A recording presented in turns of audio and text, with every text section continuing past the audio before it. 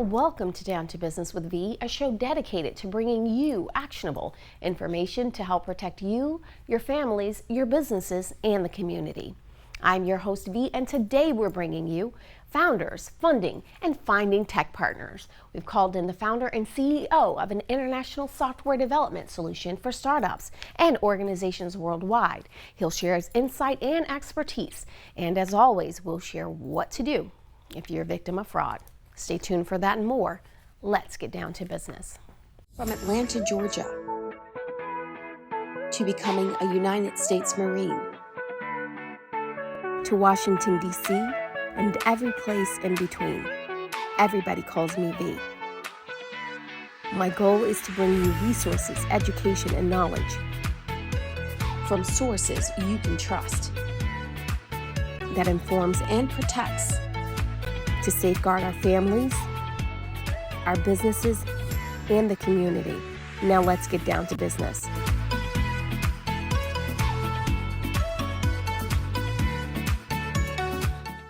Welcome to Down to Business with V. I'm your host V, and today we're discussing founders, funding, and finding tech partners. We have in the studio with us via Zoom, Daniel Gorlovetsky.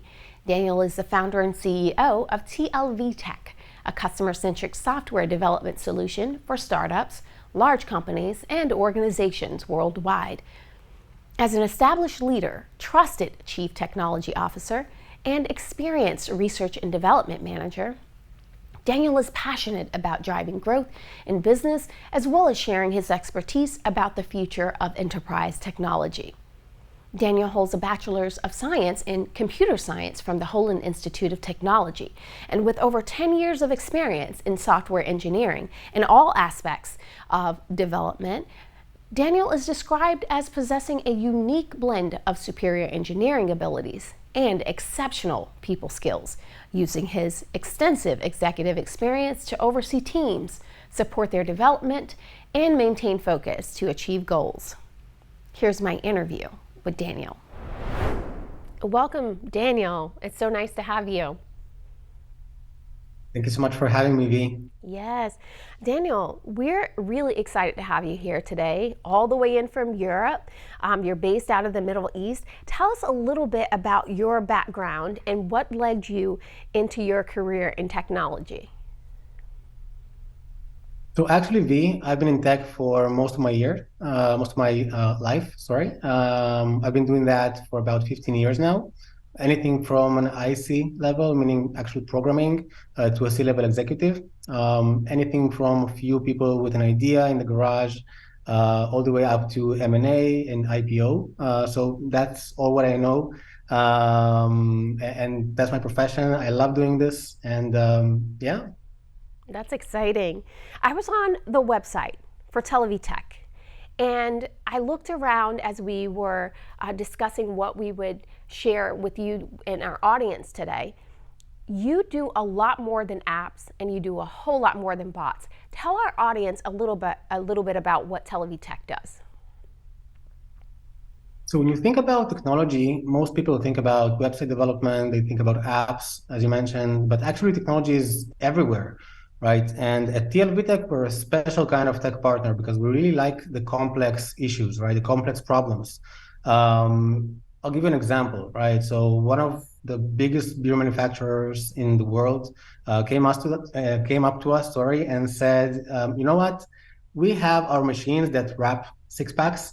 They get broken here and there. And when that happens, we have to shut down the factory. We have to call the technician guy. It takes a few days.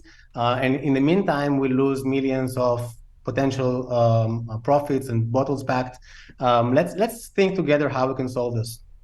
So we actually took a very innovative approach, combining a few different elements and components and companies, implementing some real deep tech into it, and able to predict when a machine goes bad and call the technician guy before that. So it sounds something very small, right? Just like it's a matter of 2-3 hours before the machine gets broken down. But in business, saving 2 or 3 hours, or eventually saving a machine from going bad, 2 days before it actually goes bad, it's a tremendous change, right? So these are the kind of problems that we like to tackle, the ones who are too complex for the typical tech partner to take. Daniel, I noticed that you worked with a lot of very large name companies, one being Microsoft.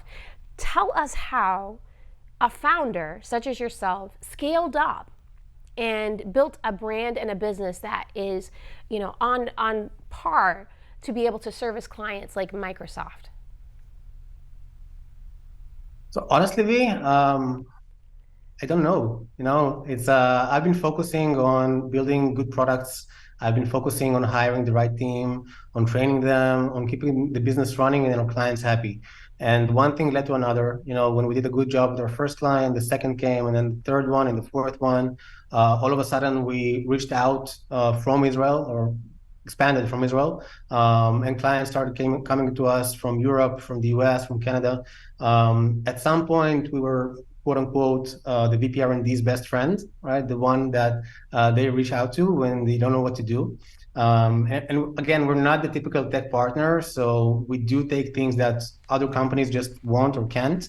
And at some point, Microsoft and other Fortune 500 companies, they came to us and said, we have this need, right? We have our people. They're either focused or busy. Of course, they're very talented and they're able to do everything that we can and more. But at some point, they're a bit overstressed, or they don't have that specific expertise. And that's when typically companies like Microsoft come up to us. Yeah, that sounds amazing. I noticed that you did some work with a company in financial sector operations. What's that like, working with an organization of that size as well, and in such a different industry as like a tech giant like Microsoft? It's very different. I think that the biggest difference is that you really have to abstract some tech stuff away. When speaking to tech-based companies, right, everything is like very fluent, right? Everybody are speaking the same language.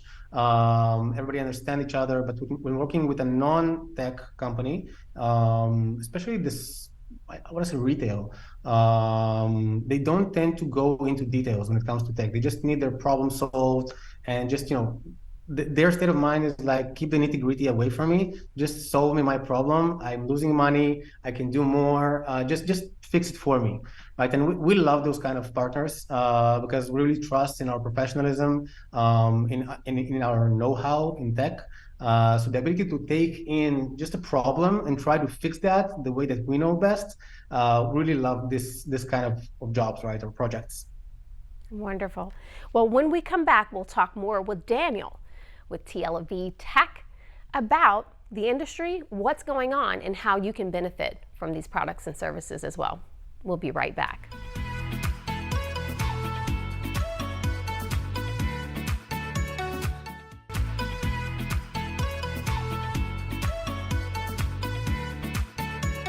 Welcome back to Down to Business with V. I'm your host, V, and today we have in studio with us via Zoom Daniel Gorlovetsky. He is the founder and CEO of TLV Tech, based out of the Middle East. Daniel, thank you so much for being with us.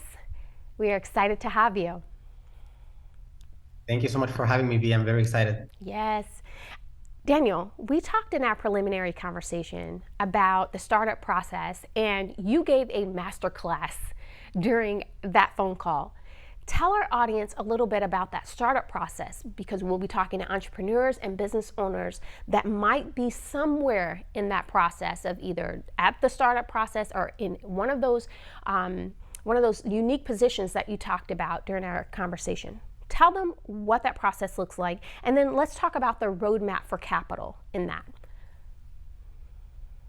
Sure. So when you think startups, you mostly think innovation, right? You want to invent something. You want to bring a new concept to the world.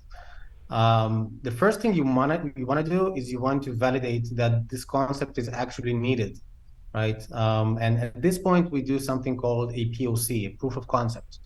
Right. This can be even like, this is before even building a product. This is before going into tech. It's just validating that what you're trying to bring to the table is actually needed. Right. So it can be done from surveys, from speaking to your potential clients, from even doing like a very quick PPC campaign and seeing if there's any traction or any value in that. So that's the first step. This is like a point one, right? Step, right? And this is called a POC. This is you're doing before even getting emotionally involved into the product or into the company. The next step, assuming that you have the traction you wanted and assuming you have some more, or say you're positive about this approach or this concept, then you go into something called an MVP. MVP is a minimum viable product. It means that you build the very minimum product you can afford or you can build at this point, just to test out this specific thesis, right? So let's say we're thinking about Uber for dogs, right? We want to, of course, validate this idea, right? Then we want to go into MVP. So we think like our potential customer, right? Is it going to be a 20-year-old male or a 35-year-old female? Where are they coming from? What's their kind of a family size or what's their habits? We think about that, and then we say, all right, let's think that our biggest value comes to 35-year-old female, right? Why? Because they have no time on driving their pets, right? At this point, we position our company and the product to be very specific to that audience, right? It means branding, colors, logos, flow, everything is very much focused on that audience. And then we build out this single feature, right? Something very small that can really provide the value that we're looking for. Again, just to get some more validation, right? So if we spoke about validation in the POC stage, let's say there's a scale of 0 to 100, how much you're sure that your product is needed in the market. So after the POC, you're at about 25, 30% assurance, right? With the MVP, you're able to go a bit higher to 50, 60%. And then once you have that MVP, which needs to be very fast, in our company, we say that every MVP, or there is no MVP that can't be built under 90 days. So to keep it very, very minimal. After the MVP, you typically go to, to capital, right? To actual capital. You might raise capital before that, but after MVP, what comes is the seed round. And this is typically somewhere in the single-digit $1 million investments or rounds. And that really means you're in business now, right? You have your thesis, you're validated it, you build something very small, very chunky, and now it's time to actually build a product and to offer it to the world. So this is considered to be early stage startups, right? Then you have growth stage startups. This means that, good news, you're onto something. The crowd loves it, right? The audience loves it. You might even have some clients, some paying clients at this stage, and you really want to go into the market, right? You want to advertise, you want to build your sales organization, your marketing, your business development, think about partnerships and additional revenue streams, and really to kind of double down on your offensive side, right? We like to refer to it like in soccer. You have the offensive side, which is the marketing and sales and biz dev. Then you have midfielders who are account executives, project managers, and management. And then you have the defensive side who are the tech people, right? The developers. So in round A, B, and C, these come after seed round. This is the growth stage of your company, and you're mostly focused on launching very fast and expanding your offensive side. Finally, you have late-stage startups, and that's typically when the company is very mature. You typically, when you raise capital, if you need it at all, you typically raise in the 3-digit million and even above that. You typically have an organization of at least a few hundreds of people, typically on the higher side.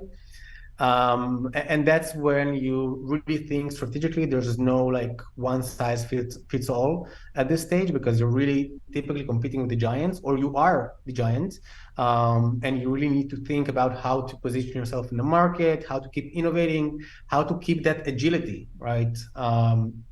We typically like to think about it like boats, right? When you just start, you're a speedboat, right? You can maneuver, you can do anything very fast. At some point, you become more like a yacht, right? You can't really maneuver too much. You're pretty heavy, pretty solid.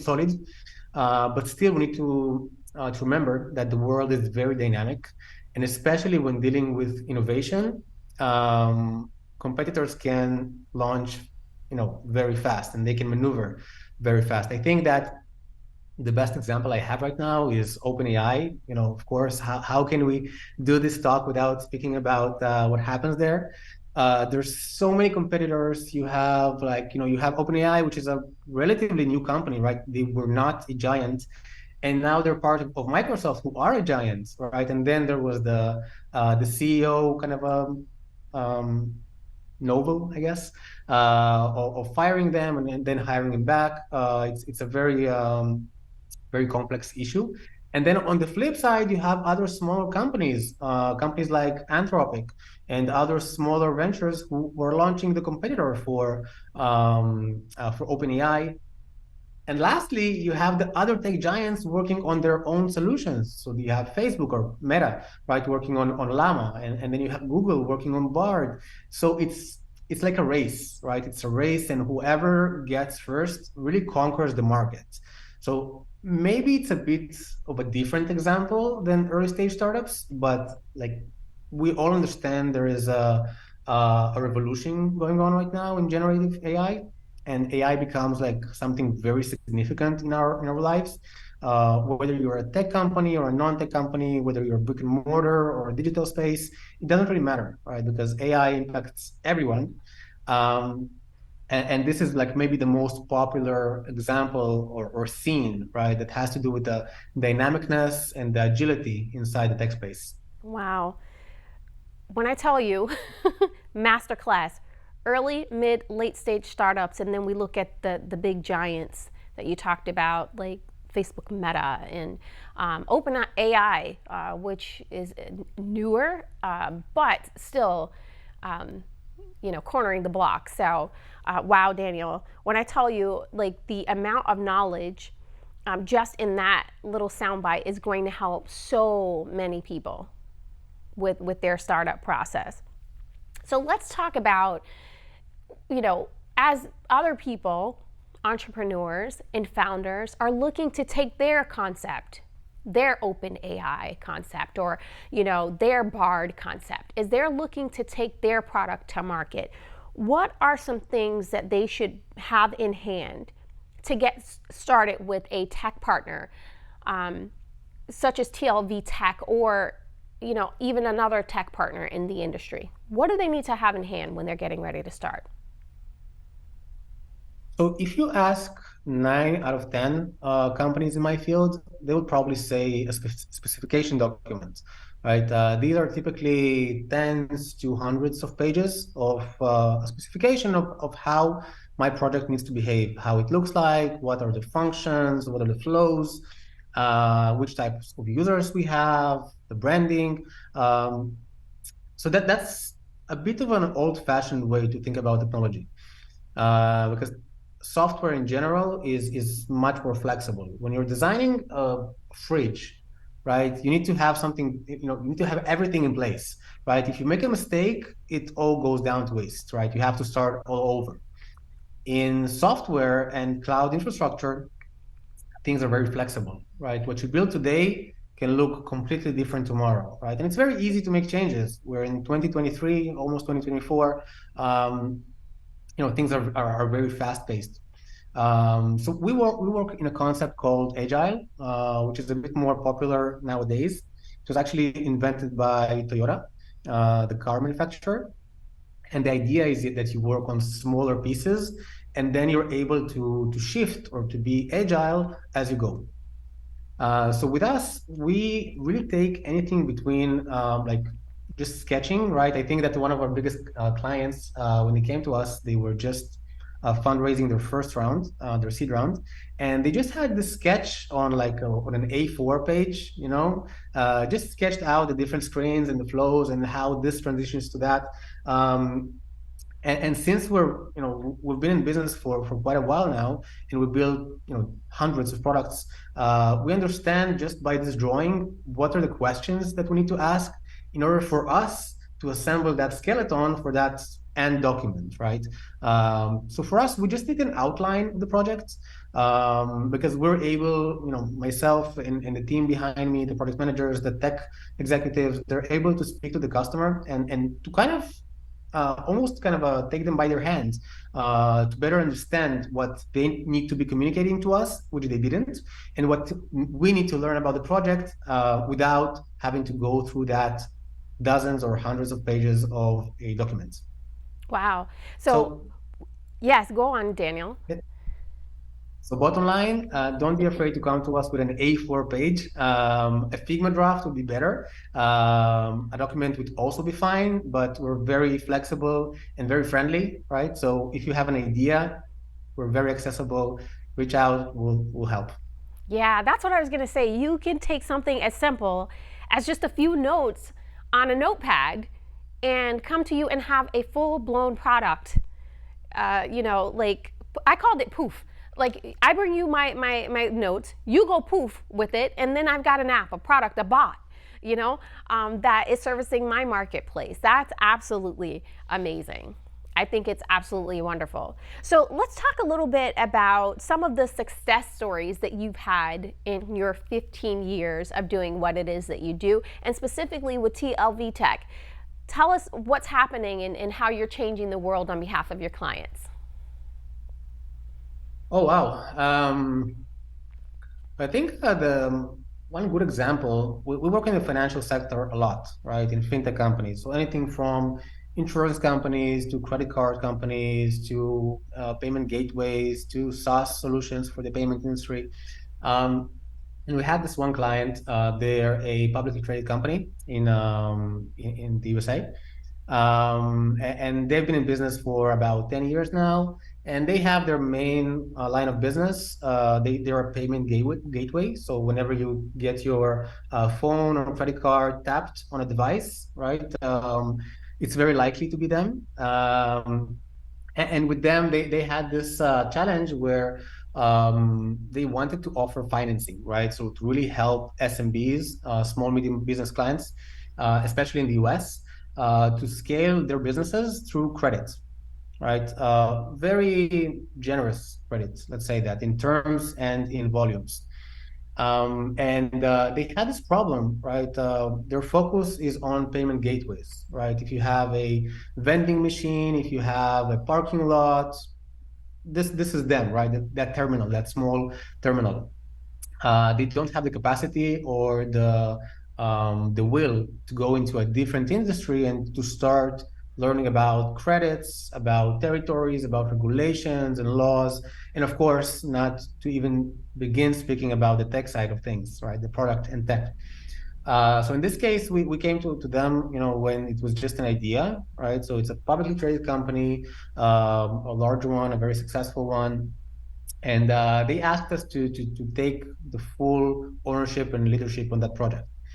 So we started with just understanding the ecosystem and who's the players and where do we fit in, really breaking down that industry and getting a lot of experience and kind of a know-how around that. And we built the first version. It was up. It's a bit more complex. I know I said that an MVP is 90 days, but in this case, it was a bit more mature product. So we built it in 7 months until we hit the first client in the market. And now 2 years later, we're generating a few dozens of $1 million in revenue, supporting small, medium businesses in the US, in Europe, in Asia, in Australia, and growing very, very fast.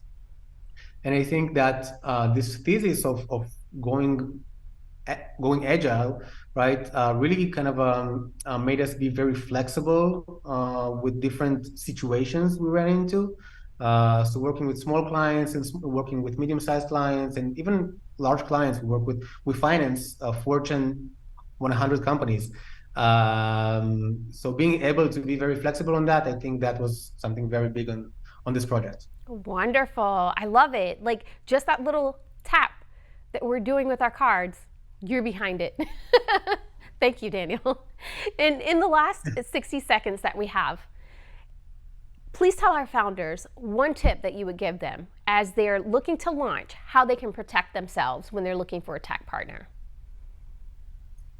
So first of all, it's very tempting. I think that the most popular situation we have is founders and startups going to companies that have low hourly rates. I can't stress enough, this is very important. Don't. Please don't. Typically, from my experience before this company, I worked a lot with other outsourcing vendors.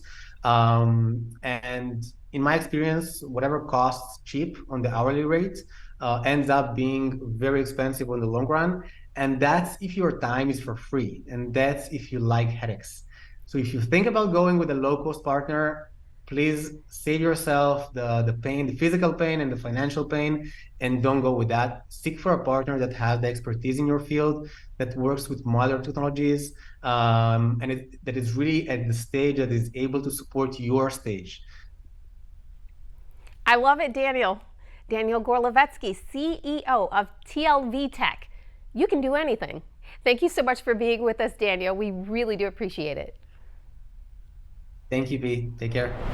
If you or someone you know has been a victim of a data breach, account compromise, deep fakes, or digital impersonation fraud, be sure to contact your local police department or the FBI at ic3.gov. Also, be sure to visit our sponsor, Vicker Group LLC, business consultants for Generation U, at vickergroup.com for cybersecurity awareness training and other resources to protect you, your family, your businesses, and the community. If you'd like to sponsor the show, be a guest on the show, or have show ideas, feel free to contact us at dtbwithv.com. I'd like to thank our crew today: Doug, Suzanne, Stephen, David, Zach, and Jen. We couldn't do the show without you. And I'd like to thank you, our audience, for watching. I'm your host, V. This is Down to Business with V, and we'll see you next time.